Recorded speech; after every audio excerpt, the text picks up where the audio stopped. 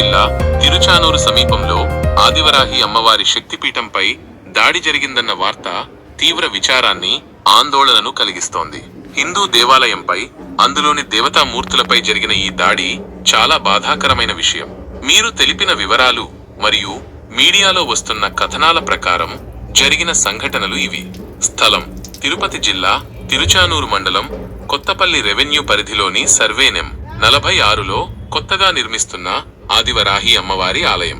సంఘటన: జూన్ 10, 2025 రాత్రి గుర్తు తెలియని దుండగులు ప్రొక్లైన్ జేసీబీ సహాయంతో ఆలయ నిర్మాణాన్ని పూర్తిగా కూల్చివేశారు. విగ్రహాల ధ్వంసం: ఆలయంలో ప్రతిష్ఠించడానికి సిద్ధంగా ఉంచిన ఆదివరాహి అమ్మవారు మరియు ఇతర దేవతామూర్తుల విగ్రహాలను ధ్వంసం చేసి సమీపంలోని నీటి గుంతలో పడేశారు. పూజారి ఫిర్యాదు: ఆలయ పూజారి మరియు నిర్వాహకులు ఈ దారుణాన్ని చూసి వెంటనే తిరుచానూరు పోలీసులకు ఫిర్యాదు చేశారు. పోలీసుల దర్యాప్తు: సమాచారం అందుకున్న పోలీసులు సంఘటనా స్థలానికి చేరుకుని దర్యాప్తు ప్రారంభించారు. నీటి గుంతలో పడేసిన విగ్రహాలను వెలికితీసే ప్రయత్నాలు జరుగుతున్నాయని సమాచారం. ప్రస్తుత పరిస్థితి: ప్రాథమిక సమాచారం ప్రకారం ఈ దాడి వెనుక భూ వివాదం ఉన్నట్లు తెలుస్తోంది.